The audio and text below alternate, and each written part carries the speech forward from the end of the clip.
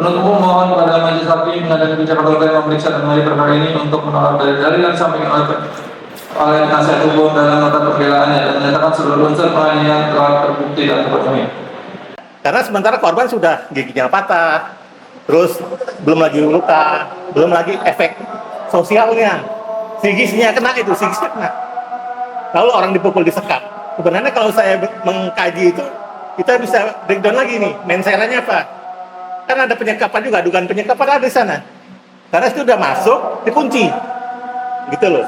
Dan belum ada lagi intervensi nih dari pihak tersangka terhadap korban. Nah, itu perlu kita pertanyakan dan saksi-saksi. Kami merasa penuntutan jaksa penuntut umum 8 bulan itu tidak wajar dengan kondisi patah korban. Patahnya giginya satu, efeknya sampai sekarang ada, itu sangat tidak wajar. Jadi itu yang kami protes. Dan yang sangat disayangkan, tersangkanya ini ada 3. Tersangkanya ada 3. Dan ini sudah disampaikan melalui surat keberatan kami dari awal.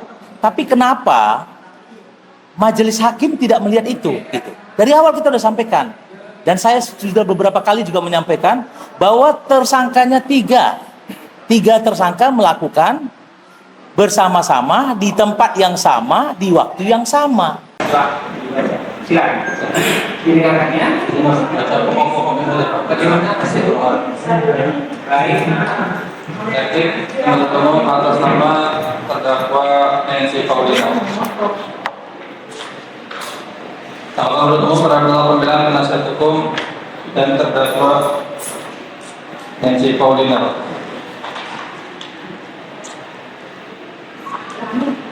Pokok pembelaan yang diajukan oleh penasihat hukum terdakwa antara lain satu menyatakan terdakwa tidak terbukti secara sah meninggal melakukan pidana sebagaimana dilakukan penuntut umum. Dalam menyatakan terdakwa bebas dari seluruh dakwaan dan penuntut umum membebankan biaya negara pada negara. Dewan penuntut umum atas analisa hukum tim penasihat hukum terdapat dakwaan penuntut umum. Majelis hakim yang terhormat, saudara penuntut umum yang dan terdakwa kami hormati atas yang kami muliakan. Bahwa penasihat hukum menguraikan analisa hukum atas dakwaan penuntut umum unsur demi unsur sebagaimana telah penuntut umum dakwakan pada terdakwa yang melanggar pasal 351 ayat 1 KUHP memaksakan yang dianggap di persidangan. Yang pertama unsur setiap orang. Penasihat hukum menyatakan bahwa dalam perkara bahwa dari fakta-fakta yang terungkap di persidangan pelaku tindak pidana dan perkara ini dilaporkan kepada terdakwa Nancy Paulina adalah ibu rumah tangga dari keluarga anak-anak dan melayani suami yang sedang kedatangan tamu hukuman S yang identitasnya seperti dalam surat dakwaan penuntut umum yang telah dibenarkan oleh terdakwa dan saksi-saksi dan terdakwa sendiri dalam keadaan sehat jasmani dan rohani mampu serta cakap untuk menolak apa yang menjadi tanggung jawabnya dalam perpanjangan hak martabat harga diri berdasarkan hukum dan HAM yang tidak dilakukannya, sedangkan peristiwa yang sesungguhnya terdakwa dan korban KDRT dan asusila karena pernyataan korban saksi telah terhormat dengan kalimat yang volonte dan sejalan dengan saksi-saksi memberikan keterangan tidak ada peristiwa penganiayaan terhadap korban. Tanggapan penuntut umum bahwa untuk melihat apakah terdakwa memiliki mensri atau jahat tidak lepas dari pembuktian pada unsur lain dalam masalah ini. Pendapat kami untuk melihat apakah terdakwa memiliki mensri atau jahat dapat dilihat dari pendapat kami yang telah kami tuangkan dalam surat tuntutan sebagaimana yang kami jelaskan bahwa ini bahwa dalam memahami pokok perkara pula yang merupakan tindak pidana penganiayaan, penuntut umum merasa apabila penasihat hukum gagal paham dengan mengatakan terdakwa sebagai korban KDRT dan bukan merupakan subjek hukum dalam perkara ini, yang mana hal tersebut tidak ada kaitannya sama sekali dengan dakwaan penuntut umum. Bahwa terkait dengan identitas korban di permasalahan oleh penasihat hukum dalam pledoinya dengan menyatakan nama korban adalah Amar Singh, bukan Kumar S, sehingga masih memiliki kekerabatan dengan Manwajid Singh atau Nancy Paulina dan dapat disimpulkan telah terjadi perbuatan KDRT. Hal tersebut merupakan kesalahan pemahaman dari penasihat hukum terdakwa sebab berdasarkan pasal 2 ayat 1 Undang-Undang RI nomor 23 tahun 2004 mengatur lingkup rumah tangga dalam undang-undang meliputi suami, istri, anak, orang-orang yang mempunyai hubungan keluarga dengan orang sebagaimana dimaksud pada huruf A, karena hubungan darah, perkawinan, persusuan, pengasuhan, dan perwalian yang menetap dalam rumah tangga.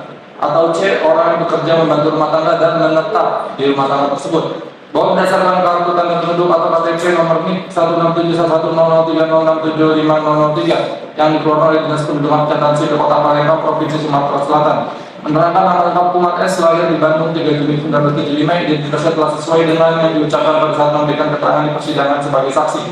Dan Kumar S tidak pernah menetap dalam rumah tangga yang sama ataupun bekerja di rumah tangga terdakwa Nancy Paulina ataupun Manwajid Singh. sehingga tidak tepat apabila penasihat hukum mengaitkan peristiwa hukum sebagai peristiwa KDRT dan dengan demikian apabila dari penasihat hukum dalam nota pembelanya dikesampingkan atau tidak dipertimbangkan oleh majelis hakim.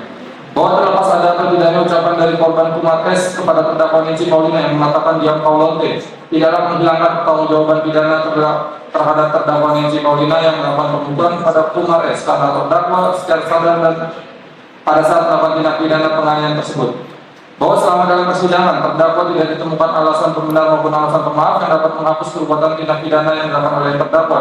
Pada saat pemeriksaan identitas terdakwa telah membenarkan identitasnya di muka persidangan, sehingga Patulah Majelis Hakim Pengadilan Negeri Jakarta Utara dalam memeriksa kembali perkara ini mengesampingkan nota pembelaan atau pledoi terdakwa dan menyatakan terdakwa merupakan subjek hukum yang dapat mempertanggungjawabkan perbuatannya, sehingga unsur barang siap atau setiap orang terhadap terdakwa Nancy Paulina telah terbukti dan terpenuhi.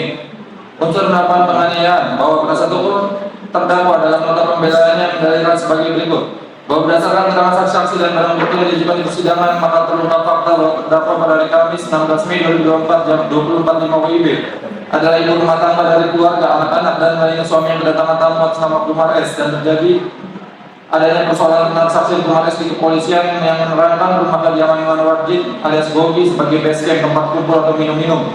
Dan di saat terjadi dialog tersebut terucap kalimat diam Paulonte pada terdakwa Nancy Paulina. Karena adanya keributan, maka para tetangga hadir untuk bertanya ada apa, namun hingga kemarin para tetangga kembali ke rumah masing-masing tidak ada peristiwa penganiayaan atau perbuatan apapun. Bukti foto diri Kumar S diperlihatkan sehat dan segar, tidak ada luka sebagaimana dari bukti visum. Bahwa terdakwa melalui kuasa hukum telah melakukan upaya perdamaian. Adanya laporan polisi Kumar S melalui pertemuan dengan Rajpal Singh Sandhu bersama Raja Goda, abang Kumar S, namun tidak tercapai dan Raja Goda menyatakan bahwa Nancy Paulina dan Gogi harus masuk penjara bagaimanapun caranya akan saya kawal. Tanggapan penuntut umum bahwa frasa dengan sengaja bersama dengan kesengajaan offset menurut memori faktor intim yang dimaksud sengaja dan menghendaki menginsafi terjadi suatu tindakan dan akibatnya, artinya seorang yang melakukan tindak pidana, seorang melakukan tindakan dan sengaja menginsafi atas tindakan tersebut, akibatnya secara umum dalam ilmu pengetahuan hukum pidana terdapat tiga tingkatan kesengajaan atau offset, yaitu satu, kesengajaan sebagai tujuan atau offset al-ofmat, yaitu apabila seorang melakukan suatu perbuatan dengan sengaja untuk menimbulkan suatu akibat dan akibat itu merupakan tujuan dari pelaku. Dua, kesengajaan secara keinsapan atau kepastian offset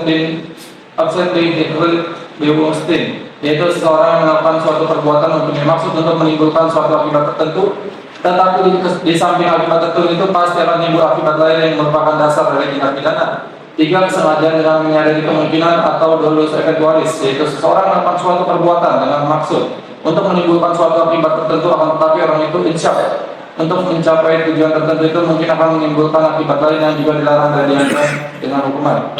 Bahwa sebagaimana postulat kontra legio facilite lex prohibit, artinya seorang menyatakan melawan hukum ketika perbuatan yang dilakukan adalah suatu perbuatan yang dilarang oleh hukum.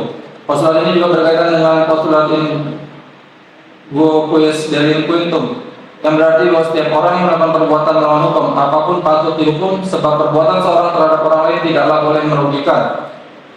Bahwa penasihat hukum terdakwa seperti tidak mencantumkan seluruh fakta-fakta hukum yang terdapat selama persidangan dengan mengatakan tidak ada peristiwa pemukulan terhadap Kumar S, yang ada hanya cekcok mulut. Hal tersebut tidaklah sesuai dengan fakta hukum yang sebenarnya sebagaimana yang telah penuntut umum uraikan dalam surat tuntutan penuntut umum tertanggal 14 Agustus 2025. Bahwa berdasarkan fakta-fakta yang terdapat selama persidangan, terdapat saksi-saksi yang melihat secara langsung pada saat terdakwa Nancy melakukan penganiayaan berupa pemukulan menggunakan sendal perempuan kepada saksi Kumar S. Di antaranya saksi Kumar yang pada pokoknya menerangkan dipukul oleh Nancy menggunakan sendal perempuan mengenai bibir saksi yang mengakibatkan mengalami luka. Firman Lewat Raja yang pada pokoknya menerangkan melihat secara langsung saat terdakwa melakukan pemukulan, karena sebelumnya terdakwa menyuruh saksi Firman untuk mengambil satu buah sendal perempuan. Setelah itu sendal perempuan tersebut diberikan kepada terdakwa Nancy, dan saat itu juga terdakwa Nancy menyuruh saksi untuk menahan sepeda motor Kumar bersama dengan Jailani alias yang di atas sepeda motor tersebut sudah berdiri saksi Kumar, dan tidak lama kemudian Nancy langsung mengayunkan sendal perempuan tersebut dengan tangannya mengenai bibir Kumar sebanyak 1 kali. Saksi Muhammad Jailani yang pada pokoknya menerangkan saksi datang pada saat mendengar keributan ada teriakan maling-maling. Kemudian saksi langsung berusaha menahan sepeda motor saksi Kumar yang dalam hal ini mau atau akan dikendarai oleh Kumar. Dan setelah itu saksi melihat secara jelas terdakwa langsung melakukan kekerasan terhadap Kumar dengan cara memukul pada bagian mulutnya dengan menggunakan sandal perempuan.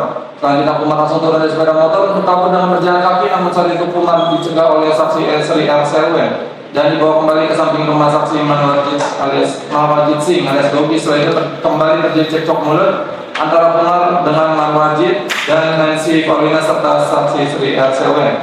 Saksi Nur Hadi yang pada pokoknya menerangkan saat tiba di rumah Manwarjit, saksi melihat Manwarjit, Sri Selwen dan terdakwa Nancy sedang cekcok mulut dengan Kumar dan saksi melihat di bagian mulut Kumar mengeluarkan darah, namun saksi Edi tidak mengetahui apa penyebabnya.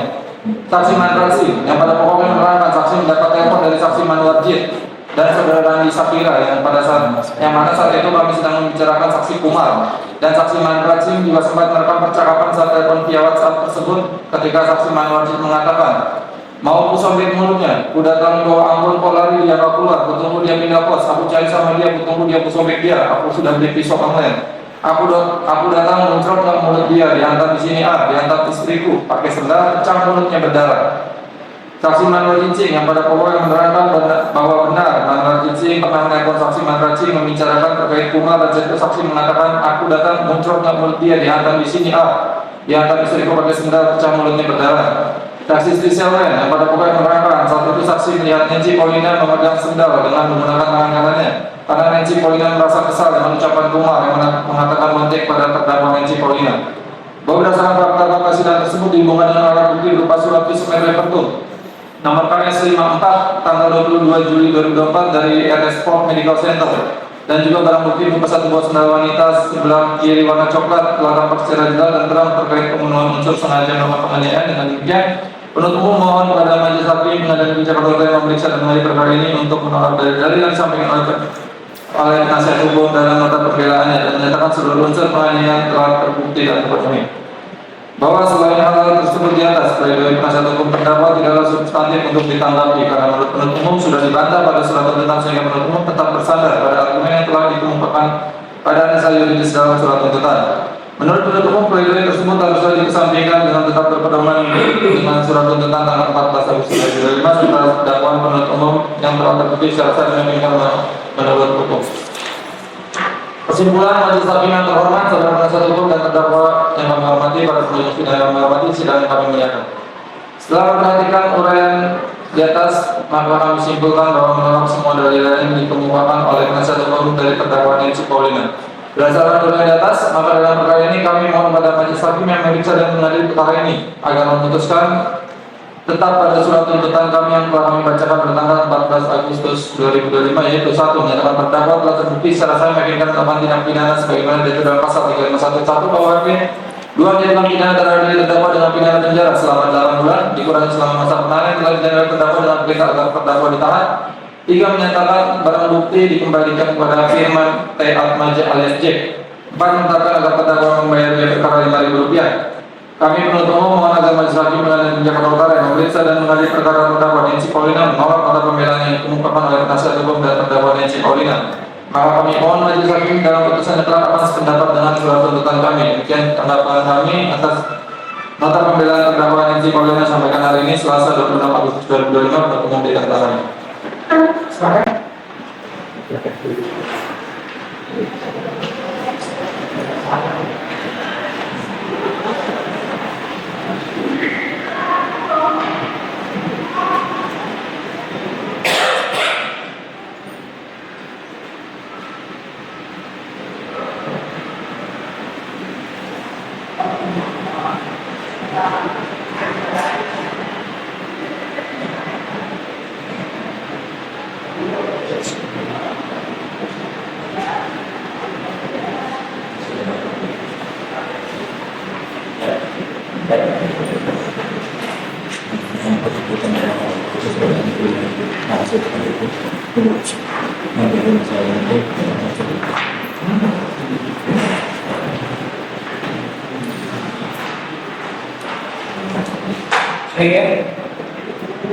Setelah kita mendengarkan tanggapan untuk atas pembelaan dan kesempatan hukum, apakah akan menanggapi lagi? Mohon alat secara Tertulis, baik ya. Hari Kamis ini sebenarnya kita bisa sidang, tapi kami sudah saya khususnya sebagai ketua majelis ada pelatihan Jadi kami tidak bisa hari Selasa tanggal 2 September dengan catatan jika saudara tidak menaikkan maka kami anggap sudah melepaskan kesempatan ini. Jangan lupa opini. Kami selaku kuasa hukum kuasa korban menyampaikan tidak ada kata-kata penghinaan lonte di dalam pledoi terdakwa. Kuasa hukum terdakwa itu bohong semua. Bukan. Pak Hakim harus boleh menyatakan mereka itu nggak ada jelas semua. Nah, dan ini satu lagi Pak Hakim, nama Kumar S itu terdaftar secara catatan sipil Dukcapil DKI Jakarta, bukan nama itu samaran. Sabar ya. Tunggu putusannya ya. Iya Pak Hakim. Nanti kami berpendapat dalam putusan. Ditunggu. Tadi terkait sidang hari ini ada tanggapan dari ya jaksa terhadap pledoi yang minggu lalu. Minggu lalu ya Pak ya? Iya. Nah, jadi kita kasih tanggapan terhadap apa yang disampaikan oleh kuasa hukum. Nah, kelihatannya ada fakta-fakta yang disampaikan dari pledoi sebelumnya yang tidak cocok bagi klien kami atau korban. Nah, itu kita membantahkan tadi. Nah, terjadi sedikit percekcokan. Nah, karena intinya kuasa hukum dan klien kita ingin menyampaikan fakta hukum sebenarnya gitu loh. Benar nggak? Karena ada faktor-faktor yang kita masih pertanyakan nih, tanda tanyanya besar. Kenapa 3 jadi 1? Ya, tersangka 3 jadi 1. Ya, harusnya kan 3 ya 3 gitu loh. Jadi menurut saya dalam penerapan hukum ya, penerapan hukum itu haruslah satu realistis, terukur dan masuk akal. Realistis itu apa? Bagaimana peristiwa hukumnya? Nah, peristiwa hukumnya mana? Pasal apa yang masuk? Setelah itu realistis terukur. Nah, kalau itu kan undang-undang nih. Pasal 351, 170 apa pasalnya? Masukkan situ ke dalamnya. Nah, terus tadi kan realistis terukur dan masuk akal. Nah, kalau tuntutan itu 2,8 tahun misalnya, tapi dikasih 8 bulan, kita pertanyakan itu ada apa gitu. Ya, karena sementara korban sudah giginya patah, terus belum lagi luka, belum lagi efek sosialnya, psikisnya kena itu, psikisnya kena.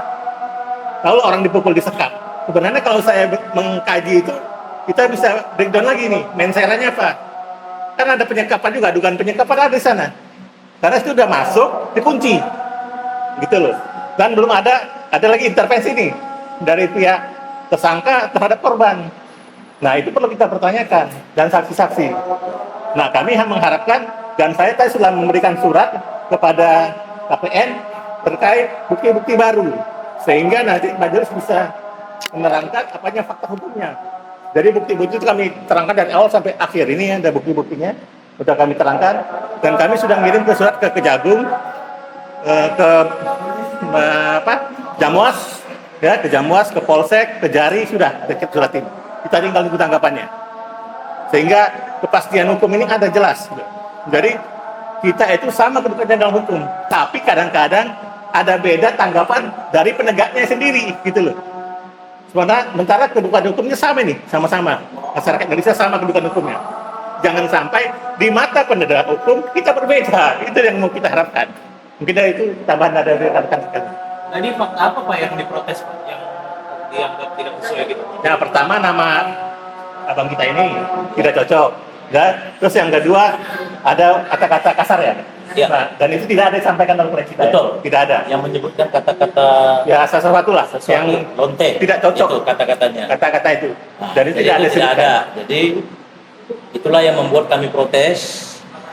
Yang kedua, kami merasa penuntutan penuntut umum 8 bulan itu tidak wajar dengan kondisi korban. Patahnya giginya 1, efeknya sampai sekarang ada, itu sangat tidak wajar. Jadi itu yang kami protes. Dan yang sangat disayangkan, tersangkanya ini ada 3.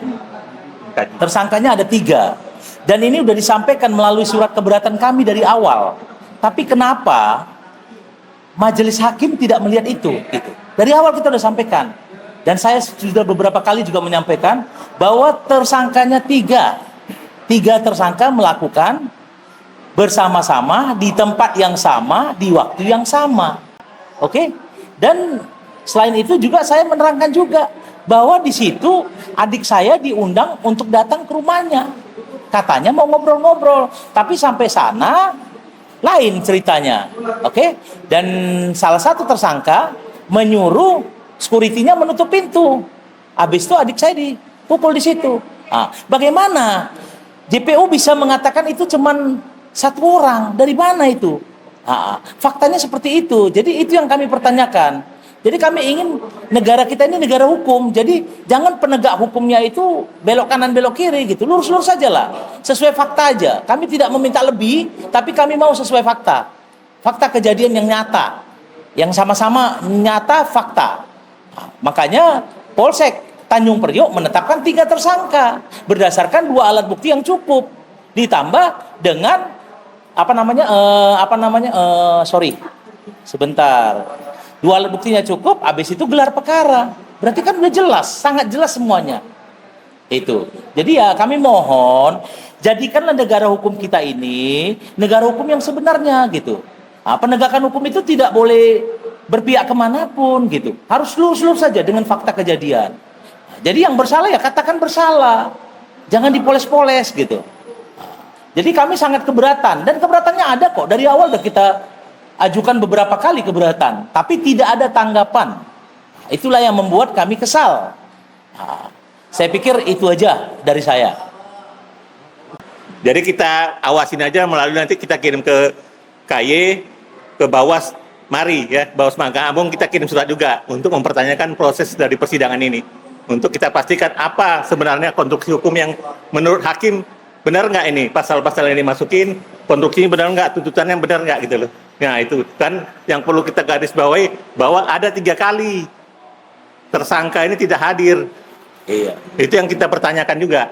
Bagaimana sikap dari seorang majelis untuk memastikan, oh kamu tidak hadir. Ini apa kira-kira pasal yang harus disampaikan gitu.